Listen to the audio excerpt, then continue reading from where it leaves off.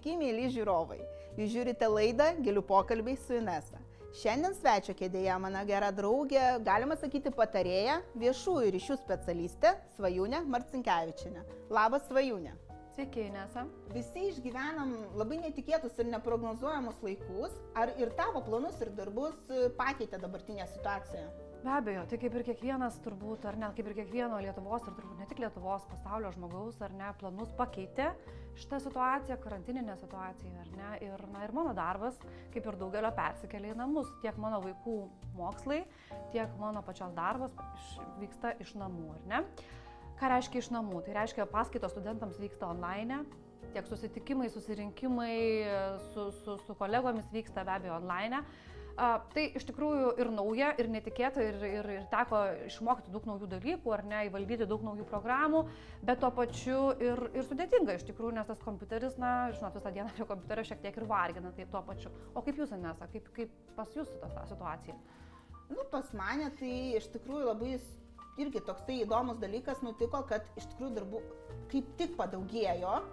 Nuo pirmos dienos buvo šokas, tikriausiai kaip ir visiems, bet aš negalvojau, kad tai iš tikrųjų gal ir gera, truputį išjudino mūsų visus, truputį prisiminėm tokius dalykus, kurie, pavyzdžiui, buvo visiškai netikėti, tarkim, tie patys online pamokos, susitikimai ir taip toliau, ir tai nėra blogai, kartais tai yra visai gerai ir sutaupai ir laiką, ir visokius kitus dalykus gali sutvarkyti online. Aš kiek žinau, ir tavo kursai persikėlė online, ar ne? Taip. Didžioji dalis kursų. Taip, tikrai taip, aišku. Pradėjom vertinti gyvą susitikimą, kad vis dėlto gyvos pamokos yra gyvos pamokos ir nieks nepakeis tų pamokų ir pradėjom tai vertinti, bet iš tikrųjų online'as, aš sakiau, padėkosiu, negaliu padėkoti atskirai žmogui, kuris Zoom'ą sugalvojo, nes labai programėlė patogi iš tikrųjų, tai vat taip, pamokos persikėlė į internetą. Bet kita vertus vėl praplėtė mūsų galimybės, ar ne, pažiūrėjus iš kitos pusės. Mes gali tiek prie tavo paskaitų, tiek prie mano paskaitų, ar ne, prisijungti tie žmonės, kurie, iš tolimiausių kampelių, ar ne, kuriems galbūt sudėtinga atvažiuoti, kuriems galbūt iš tikrųjų, tiek finansiškai, tiek kažkaip fiziškai sudėtinga atvažiuoti, ar ne. Tai praplėtė mūsų galimybės kita vertus. Ir parodė, kad ir taip galima daryti. Ir dabar, kas yra keisčiausia, ar kai kalbu su kolegomis, pažįstamais, ar ne, visi bijo, kad žmonės nebenorės tų gyvų susitikimų. Jie kaip tik pajuto tą patogumą ir gali būti, kad taip ir norės tų ir paskaitų, ir mokymų, ir viso kito iš tikrųjų. Čia nesutikčiau. Kaip tik mano studentai, mano mokiniai, kaip tik laukia tos dienos, kadagi bus tie mažinimo apribojimai ir kaip nors vienas žmogus, nors individualiai galėtų ateiti gyvai.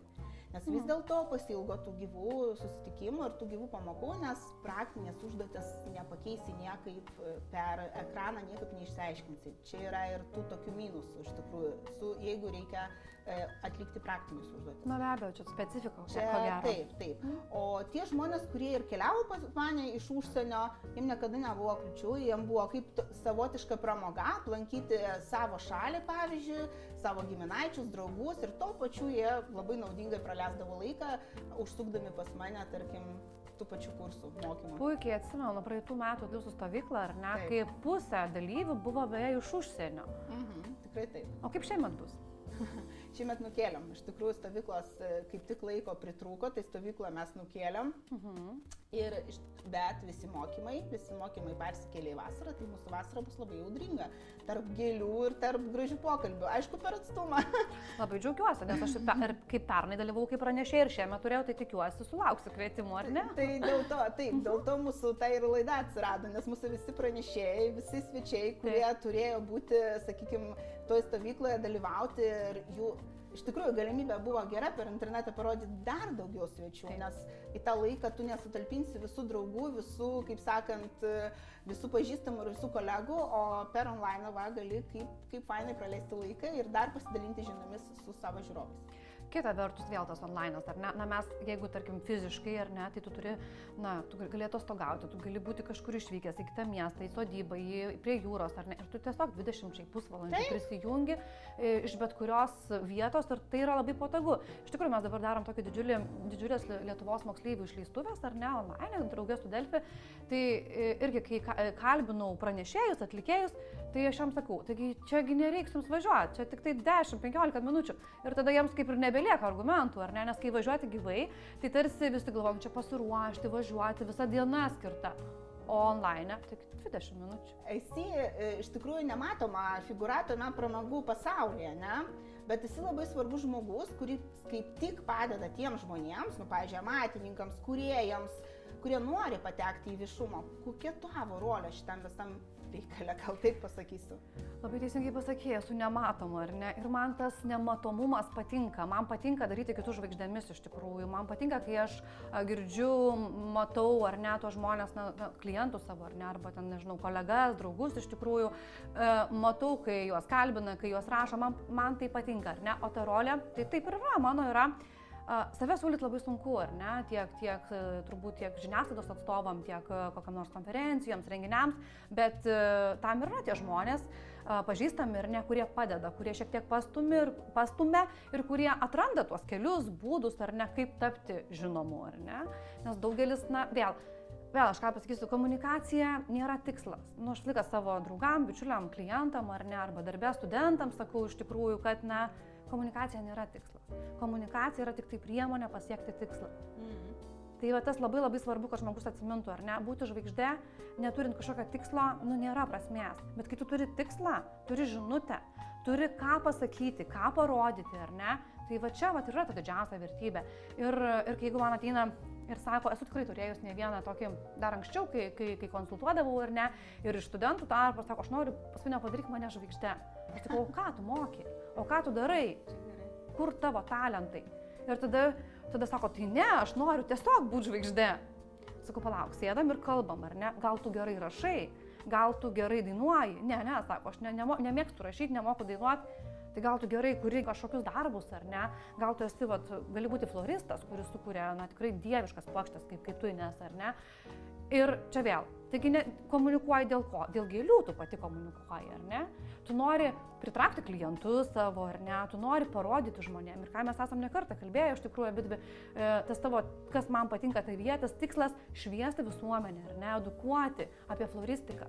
Parodyti tą iš tikrųjų floristiką kaip meną, tą tikrą grožį floristikos, ar ne? Grįžtant prie tavo prieš tai pasakyto dalyko, kad tu sakai, kad iš tikrųjų reklama turi būti, jeigu tu jau nori save parodyti, čia gal patarimas tiems, kurie nemoka, nežino kaip, iš kurios pusės save pateikti, gal tai ir klysta, kaip per skandalus kažkokius, ane? Tai man pasisekė, kad aš turėjau tave šalia ir tu mane visą laiką labai kryptingai nurodydavai man tą kryptį. Ne viską leidau, atsimeni. Taip, tai iš tikrųjų tai tu, reiškia, nepalaikai tos, kaip pasakyti, nuomonės, kad reklama yra gera visokia. Jokių būdų, bet vėl aš pasidalinsiu pavyzdžiui, žinomas atlikėjas, jisai socialinių mokslų kolegijos studentas, buvęs, baigė pernai, labai šaunus vaikinas, jisai dainavo scenoje, žinomas iš tikrųjų. Ir kažkaip mes irgi su juo kalbėjom ir jisai karjerą pradėjo nuo visiškai pigių žinučių, nuo labai labai pigių, susitiko su prostitutė. Tarsi labai pigių žinučių, kurios labai lengvai patekdavo į žiniasklaidą. Ir mes kažkaip sėdėjom su juo ir sako, Svajūne, man taip gėda dabar. Jisai tikrai siekia karjeros, beje, komunikacijos ir marketingo srityje. Ir protingas vaikinas, praėjo metai 5, ar ne, ir jisai atsisuka ir galvoja, o Dieve, ką aš padariau, ar ne, kaip panaikinti tas žinutes. Tai čia iš skubos, iš noro greitai tapti žinomu. Aš visą laiką sakau, visiems sakau, tiek sakau pažįstamiem, tiek studentam, tiek klientam, buvusiam draugam, kad labai lengva patekti į žiniasklaidą. Nieko nėra paprasčiau, kaip patekti į žiniasklaidą. Bet ar tikrai tokia kaina? Ar tikrai su tokia žinute?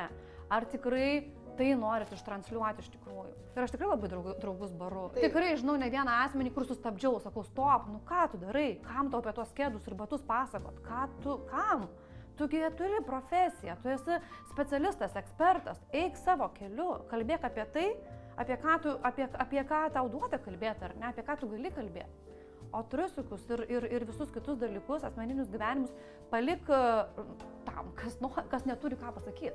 Nes jeigu žmogus turi ką, vadinasi, tu labai daug turi ką pasakyti, ar ne, nes dėl to man labai įdomu visą laiką būdavo su tavim, ar ne. Tai, nes tu turi turinio, tu turi apie ką kalbėti. Ir čia sakau, o kai žmogus neturi ką pasakyti, arba galbūt net ne tai, kad neturi, nepagalvoja, ką jis gali pasakyti. Nes sukurti gerą turinį užima laiko, ar ne? Reikia galvoti. Tikrai, tarkim, mes esame rašę ne vieną straipsnį su tavim.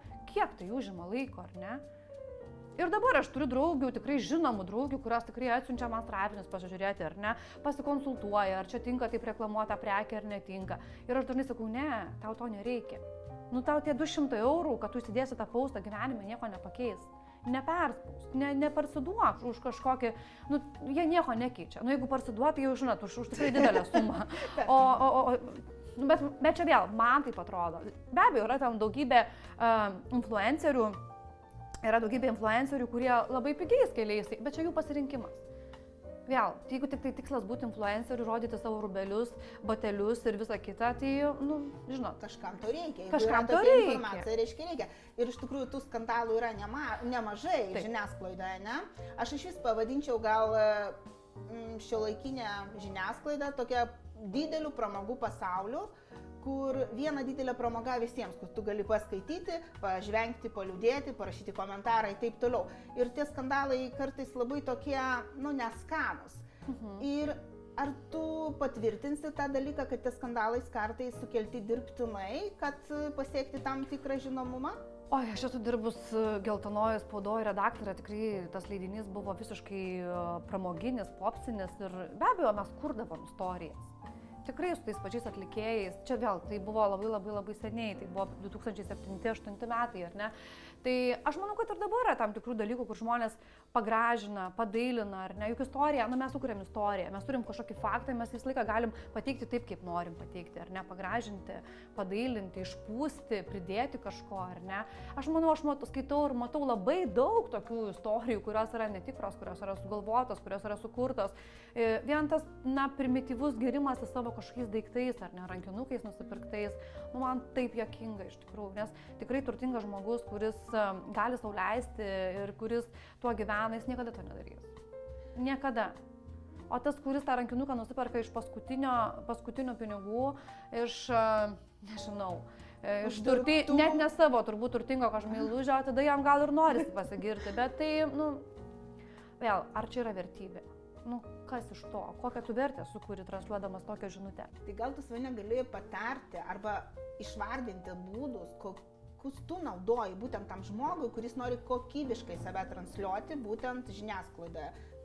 Pranešti apie savo prekinį ženklą arba paslaugą naują. Tai mes išsidiskutuojam, ieškom kelių, ar ne, temų, kelių, turinio, kas labiausiai jam tinka, ar ne. Bet vėl, čia man labai svarbu, kokį žmogus turi tikslą, ką jis nori pasakyti, tą savo komunikaciją, ar ne, tom savo žinutėm, kurias siūs į žiniasklaidą, ar ne.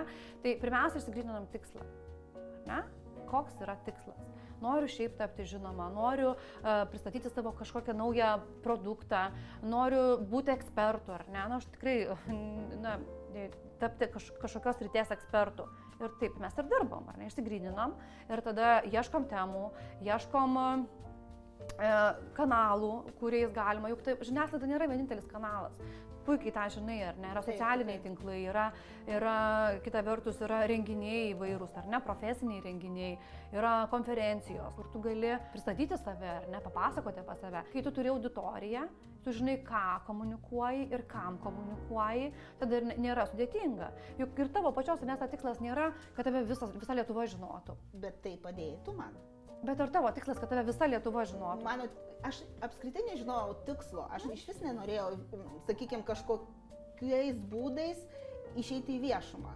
Bet tu man patarėjai labai gerai, va aš gal, čia nebūdas, gal tavo kaip patarimas labai geras, būtent išsiaiškinti, kokia tavo auditorija. Ir iki šiol labai tikslingai dirbam ties tos auditorijos. Nereikia būti žinoma visam pasauliu, ne, reikia nešti žinutę, tikslinę žinutę savo auditorijai. Ir tą išmokau tikrai iš tavęs.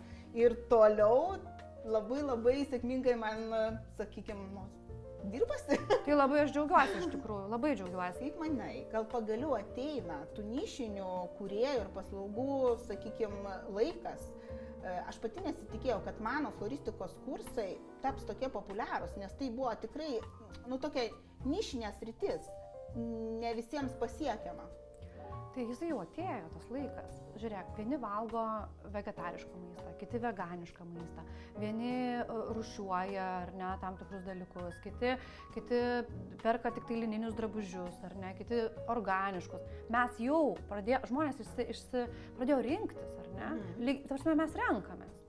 Ir vėl, kiekvienas tas, kuris valgo vegetarišką maistą, ar ne, kuris perka tik tai vegetariškus produktus, jam nebeįdomi mėsos rinka, ar ne? Ir tie, kas, tarkim, prekiauja, ar ne, vegetariškais dalykais, tai jie ir orientuojasi tik tai į vegetarus. Lygiai taip pat gėlės, ar ne? Tas laikas jau atėjo, ar ne? Ir žmonės pradėjo rinktis, ar ne? Nuo, nežinau, tarkim, vieni perka plastikinės gėlės ir jiems tos yra gražios, ar ne, kiti tik tai gyvas. Vieni perka turguje, o kiti tik tai pas patikimą meistrą, ar ne? Žmonės pradėjo atsirinkti. Jie pradėjo galvoti, ką jie nori daryti, ar ne? Jie pradėjo vertinti drabužius. Aš, pavyzdžiui, labai stengiuosi, iš tikrųjų, kiek galiu, palaikyti lietuvių dizainerius. Man patinka lietuvių dizainerių drabužiai, ar ne?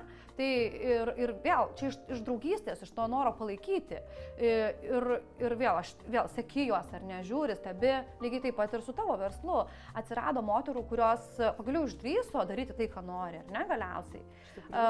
Jos pradėjo vertinti rankų darbą, ar ne?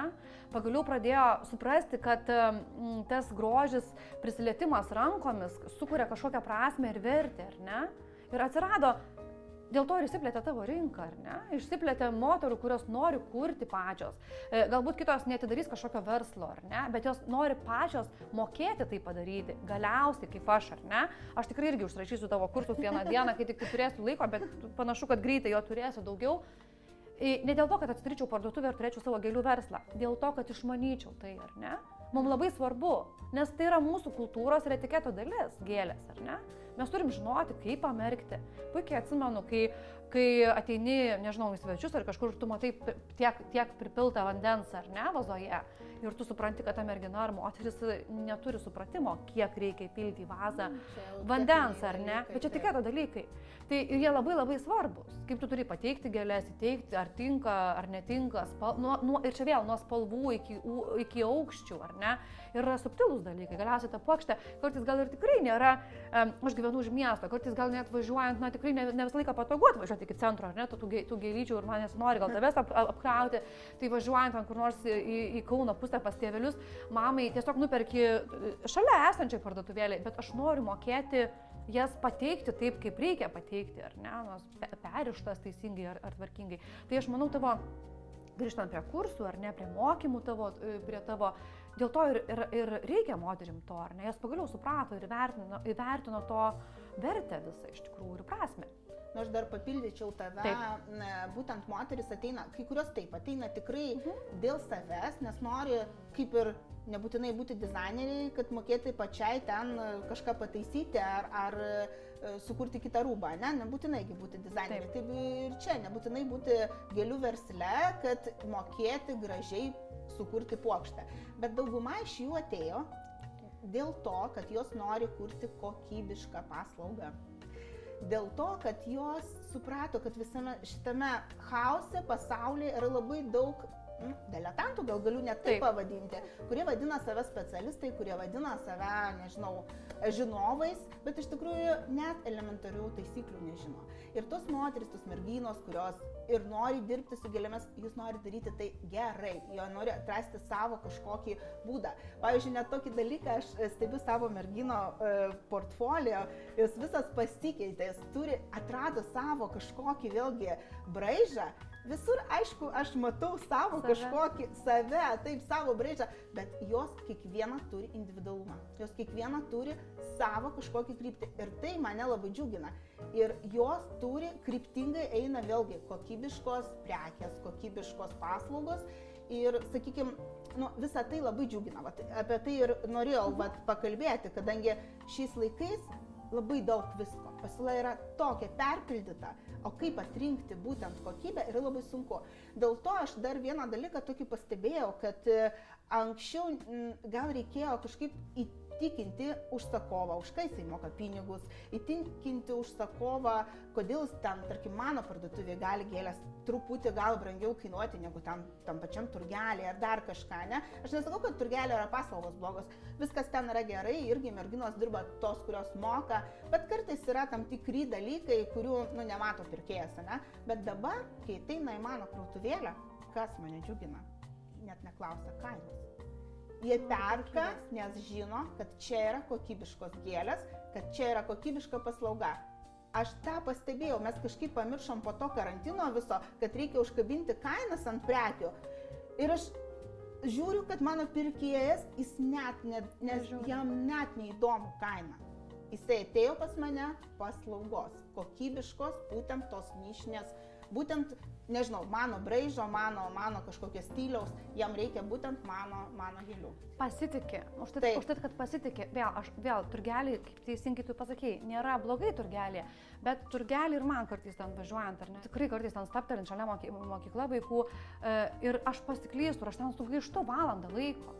Supranti, aš pasiklystu tenai ir tu ieškai blaškais ir ten ir tu tiesiog, ir tos, o kai ateini pas tave, man ramu, nes aš užtruksiu 10 minučių, tu greit sudėsi, sudėliosi, sužiūrėsi ir aš būsiu rami. Ir lygiai taip pat, aš manau, žmonės pavargo, jie nebenori eiti, ieškoti ir galvoti.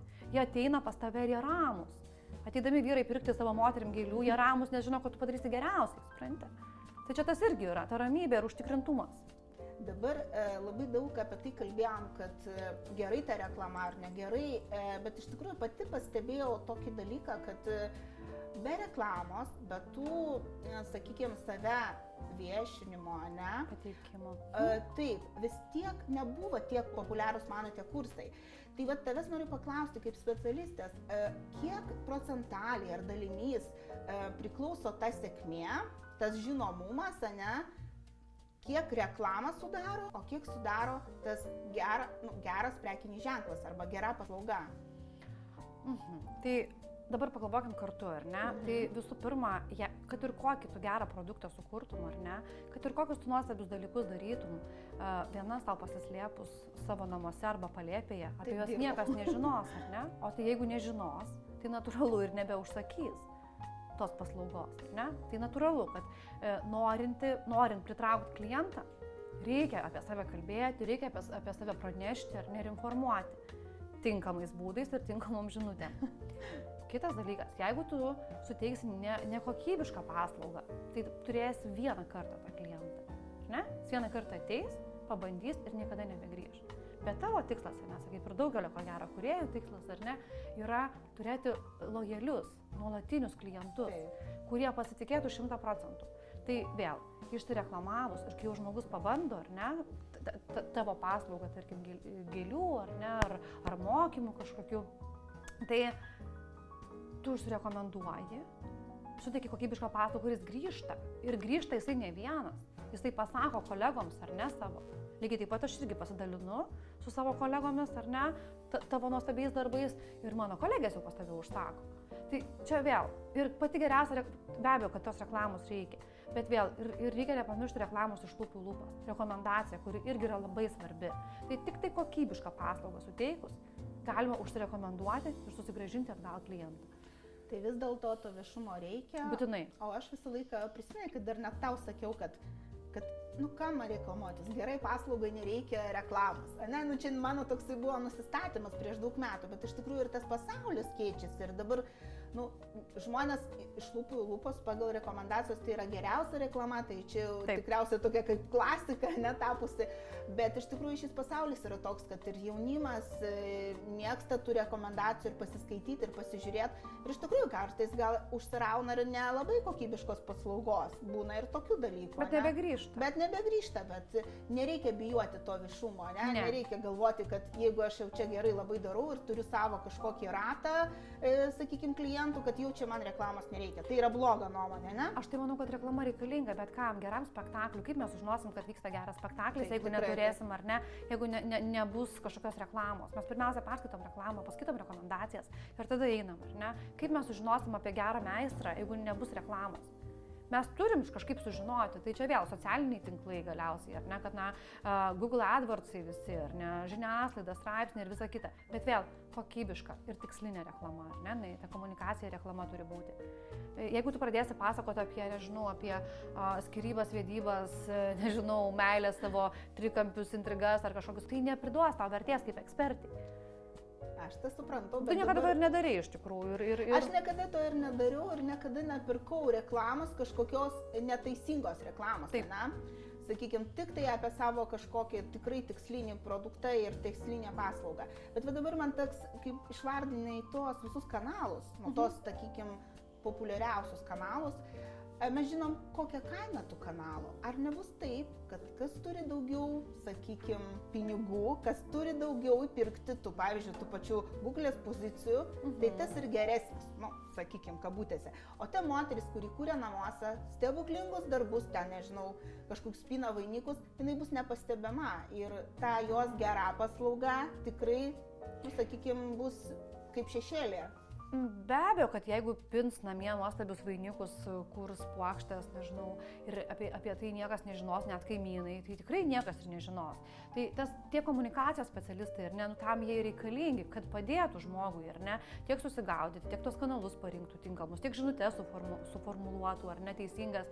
Tai tam jie ir yra. Čia vėl, žinot, kaip yra, kaip mes gėlių galim prisiskinti pievai patys, ar ne, va tai arba kažkur, nežinau, šiltnamį nusipirkti, ar užsiauginti ir nešti dovanų ar ne, draugam, bičiuliam ar kažkam, taip lygiai patys galim sėstis rašyti savo straipsnius, ar ne, savo straipsnius, žinutes, bendrauti su žiniasklaida, bet vėl, tai yra profesija, ar ne, kaip yra visažistai, kurie padaro, kad mes atrodytumėm kitaip, ar ne, sukuria, taip pačios, niekada nepasidažysim, kaip padaro profesionali visažistai, ar ne, kai yra kirpykla, mes neinam kirptis plaukų, ar ne, tiksliau mes patys nesikerpam plaukų, einam pas specialistus, tai lygiai taip pat. Yra komunikacijos specialistai, kaip yra floristai, taip yra komunikacijos žmonės, kurie sudėlioja viską ir sutvarko.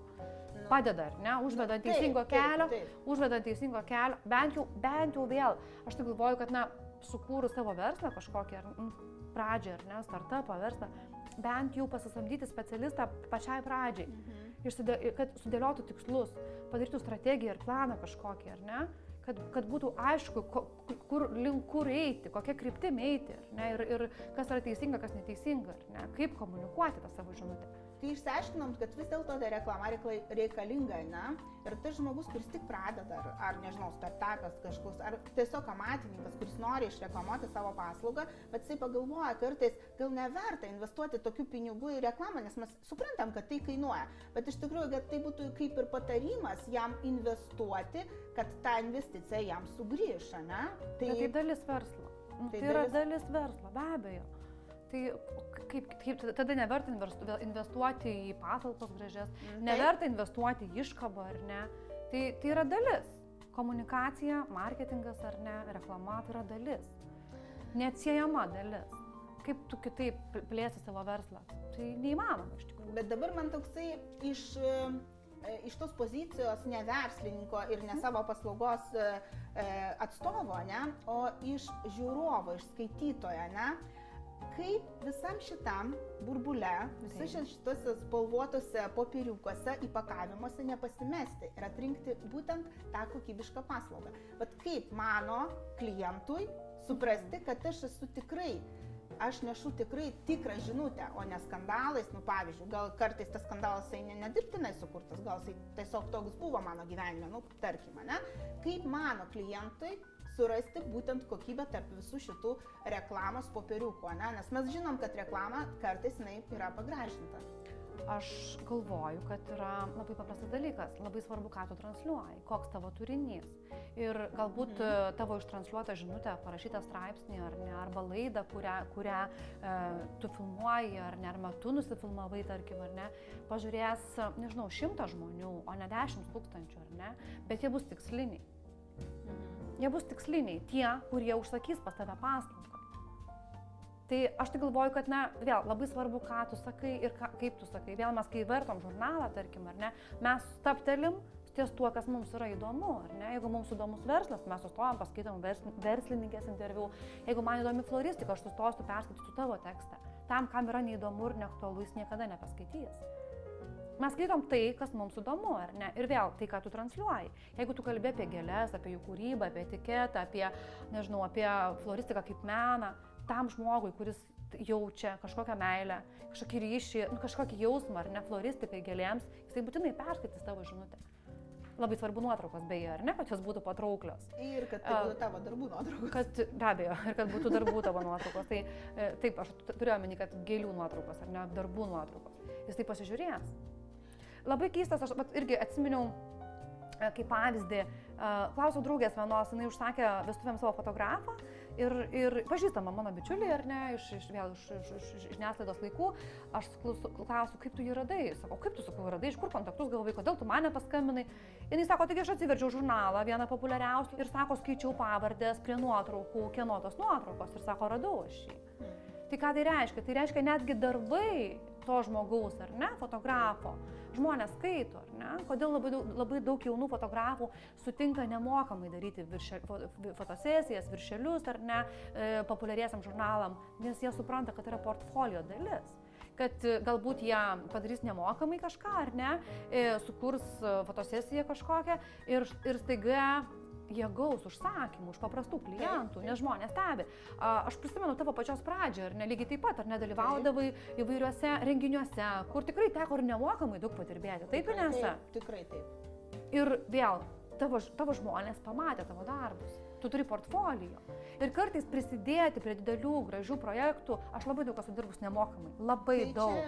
Ir dėl to, kad man patiko, dėl to, kad aš jaučiau prasmę tam tikrų dalykų, ar ne, dėl to, kad man buvo įdomu, aš kūriau savo kažkokią, nežinau, patirtį, portfolio tam tikrą, ar ne. Ir vėl grįžtant prie to klausimo, kad sakai nežinoma, bet tam, kam reikia, tas mane žino. Ir aš tuo labai džiaugiuosi, kad aš tam savo srityje, aš jaučiuosi puikiai, jaučiuosi gerai iš tikrųjų. Ir tam, kam reikia, tas mane žino iš tikrųjų. Ir randa. Iš tikrųjų, jeigu apie tave kalbėti, tai tu tas labai, sakykime, toks nišinis žmogus, kuris tikrai teikia gerą paslaugą, kuriai nereikia reklamos. Bet jeigu grįžtant apie tai, grįžtant į būtent apie mane, aš pati pagalvojau, kad iš tikrųjų aš daug kur dalyvavau, labai daug. Ir aš negalėjau atrinkti, gal net negalėjau suprasti savo stilių. Aš visą laiką turėjau tam tikrą savo stilių, tai tam tikrą savo įvaizdį, bet aš visą laiką norėjau pabandyti ir šitą kelią, pabandyti ir šitą kelią. Aš nesakau, kad ne tik su gėlėmis, taip, bet kai aš tik tai supratau, kokią žinutę aš noriu nešti, kaip tik supratau, kad yra įvaizdis tam tikras, ties kurio tu ir turi dirbti, nes tavo tikslinis klientas būtent ateina, bet to šitų dalykų aš mokau dabar iš savo mokinės.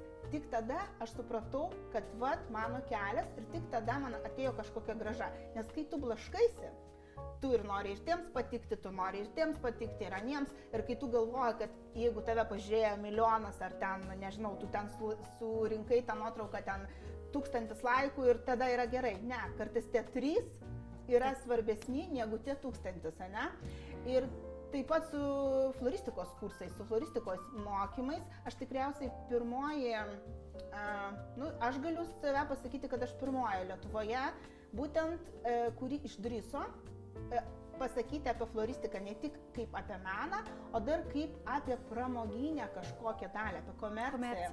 Nes floristika, taip, tai yra, sakykim, tai yra dekoratyvinio meno kryptis, ne? Bet mes dirbam visiškai kitomis sąlygomis. Aš kaip tik turėjau pokalbį su viena kolega, ne? Ir jisai labai gerai man pasakė, jisai man dar užtvirtino, kad vis dėlto mes dirbam pramogų pasaulyje. Ir tos visos vestuvės ir šventės, tai yra vis tiek komercija.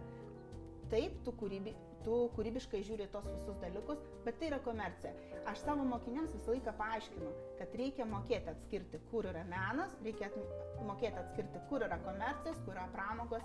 Ir tada labai bus lengva gyventi ir labai bus aiški žinutė tavo užsakoms. Tada labai viskas paprasta. Kada tu blaškaisi, tada yra sakykime, visai kitaip.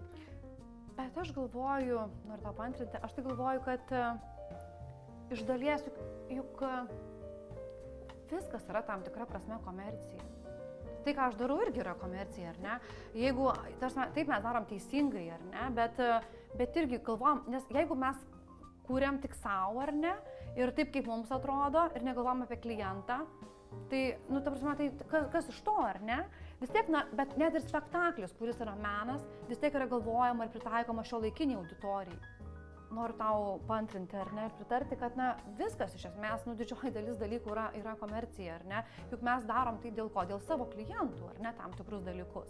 Net ir spektaklis, kuris yra menas, ar ne, tai irgi yra komercija, nes jeigu nebus žiūrovų, jeigu režisierius kurs taip, kaip jam atrodo, ir jisai visiškai negalvos apie šiuolaikinį žiūrovą, ar ne, tai kas iš to? Tai nebus pardavimų, nebus bilietų. Net ir atlikėjas, kuris lipa į sceną ir jisai tiki, kad jisai daro meną, jisai vis tiek galvoja apie žiūrovą. Jisai galvoja apie savo auditoriją. Nes jam reikia parduoti tą areninį, arenoje, ar ne, tos bilietus. Tai čia viskas, mes turim galvoti ne tik apie save, ar ne, kad mums dabar šovė į galvą ir mes darom dalykus tam tikrus. Mes turim galvoti, kaip tie dalykai bus parduodami tam tikrą prasme, ar ne. Tai aš irgi, taip. Čia labai gerai, žinok, pastebėta ir aš savo mokiniams irgi sakau, jeigu jūs turit galimybių, ta prasme, finansinių, laiko atžvilgių, kurti meną, ieškoti mūzos, laukti įkvėpimo, prašau, ane? Taip. Bet jeigu norit iš to savo amato, ar nežinau, savo paslaugos išgyventi, galų gale, jūs turėsit parduoti tą savo paslaugą.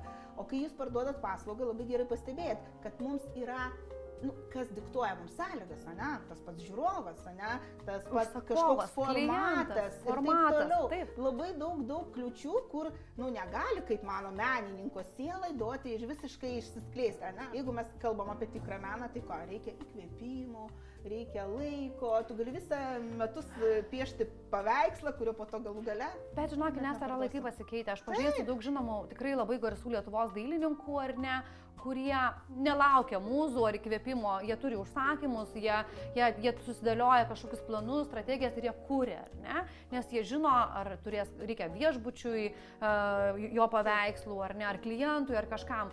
Aš galvoju, čia tie tokie romantiški laikai, kai mes laukdavom mūzų, įkvėpimų ir mus ir žinomus žmonės pripažindavo po mirties, tik tai praėjo, ko gero, ar ne? Aš manau, kad taip. Visi turim atitikti, atliepti tam tikrą tą šiuolaikiškumą, ar ne, ir tą auditoriją dabartinę. Tie patys mūsų kompozitoriai, atlikėjai, ar ne, jie prisitaiko prie auditorijų. Jie ieško savo tos auditorijos. Tai vis dėlto mes kūrėm ir mes esam kūrėjai. Nesvarbu, kokios srities, mes vis tiek kūrybiškai žiūrime savo darbą ir vis dėlto gal taip ir yra, kad ta mūza tai yra mūsų užsakovas, mūsų klientas ir mes kūrėm tam klientui, ne? Tai be abejo, kad mes kūrėm. Taip, vėl, čia yra labai svarbu atrasti balansą, ar ne, išlikti savimi, išlaikyti tą savo vertybės, ar ne, nepaminti savo vertybių, savo stiliaus, ar ne, savo supratimo, estetikos, grožio, ar ne, ir įtikti tam klientui. Vis tiek turim rasti tą balansą. Ir aš manau, čia yra didžiausias visų šiuolaikinių kūrėjų, menininkų, amatininkų, ar ne? Lygiai taip pat ir žiūrėkit, žurnalistika ta pati, ar ne? Mano meilė. Tai tu irgi turi įtikti auditorijai, ar ne? Kas atsitiko portalams? Jie galbūt per daug pasidavė auditorijoms, ar ne? Pradėjo rinkti, kad skaitytų, skaitomumas, klikai neskaitys, ar ne, atsirado baimė. Tai prarandi save tada iš tikrųjų, jeigu tu visiškai pataikauji, tada prarandi save. Tai va čia tas didžiausias, ko gero, uždavinys tiek tau, tiek man, tiek visiems aplinkui, rasti balansą. Kaip neprarasti savęs, savo vertybių, nepaminti, ar ne, ir įtikti, ir atrasti tas, gal net neįtikti, žodis įtikti gal netinka, atrasti savo klientą. Bet vėl čia turbūt mes esame moterys, ar ne, truputį raganos, tai tikim tais energetiniais mainais, ar ne, kai tu ateina tie žmonės, ar ne, kuriems reikia ateiti pas tave, susitinka jie, ateina tie klientai, pajaučia tave. Čia tokie nepaaiškinami, verslo vadovėlėse to neperskaitysi, tokių dalykų tikrai neperskaitysi, bet taip atsitinka. Ir tos moterys, kurios ateina pas tave mokytis, kažkokie energetiniai mainai suveikia. Neperskaitysi to niekur. Kai tu transliuoji tą nuoširdumą, tą tokį, tą kokybę, nuoširdumą, tikrumą ir vėl atvirumą, ar ne, aš kartais klausiu, tavęs nekartą esu klausus, ar ar tu nebijai dalintis, tai tu auginiesi konkurentės, ar ne, mes esam kalbėję ne kartą apie tai, bet tu nori atvirai dalintis ir tie žmonės jaučia. Tie žmonės labai jaučia ir aš jaučiu ir iš tikrųjų, tai energetinė kartais taip prilimpa, yra tokių merginų, kurios jau 2-3 metus pas mane lanko ir mes tiesiog, jinai sako, aš nors vieną pamoką užsakysiu, aš nors noriu kavos išgerti ir kartais ateina visiškai kitų dalykų ir mes kartais pasišnekam ir tokia kaip terapija, kaip nežinau, kaip mentorius aš jaučiuosi. Labai geras žodis, taip. Visiškai kitaip jaučiuosi ir sakau, tas labai džiugina, iš tikrųjų toks, kaip sakau, tikriausiai labiausiai geriausias įvertinimas man, kad aš tikrai einu gerą kryptimį. Bet čia niekur neparašyta tose vadovėlėse tokie dalykai. Kita vertus, aš ką irgi pastebėjau, ašgi dabar dirbu visai kitą darbą ir visai kitur, ar ne, su visai kitais dalykais užsiemu, tai grįžtant prie to, tie žmonės, kuriuos konsultuodavau, kurie buvo mano klientai, ar ne, jie tapo mano draugais. Taip. Ir aš tam, pavyzdžiui, tarkim, visiškai neseniai skambinau Katažinai vakar ir jinai po 10 metų ko gero pertraukos ir jinai sako, Svajūne, kaip gera tave girdėti. Tai kas tai irgi yra, ar ne? Paskambini žmogui po 10 metų ir jisai sako, kokie žmonės, kaip gera tave girdėti, ar ne? Tai tas ryšys, kuris dirbant, ar ne, susikūrė. Tai yra didžiulė vertybė. Gal mes kartais nesimatom, gal kartais nesusitinkam, nesimatom, bet tas lieka tas jausmas ir aš to labai džiaugiuosi. Ačiū tau labai, Svane. Nuostabus pokalbis. Mes kaip ir visi tikriausiai po karantino susimatėm ir negalim sustoti kalbėdamas. Labai trumpi linkėjimai mūsų žiūrovams. Aš tai palinkėčiau, tiksliau šitie žodžiai jau nuskambėjo mano kalboje, atrasti tą harmoniją tarp savęs, savo vertybių, savo supratimo ar pajautimo tos kūrybos ir kliento, auditorijos. Tai ta harmonija labai svarbi, ar ne? Tai aš labai linkiu visiems tos harmonijos ir tau, Inesa. Ačiū tau ir iki malonaus. Iki.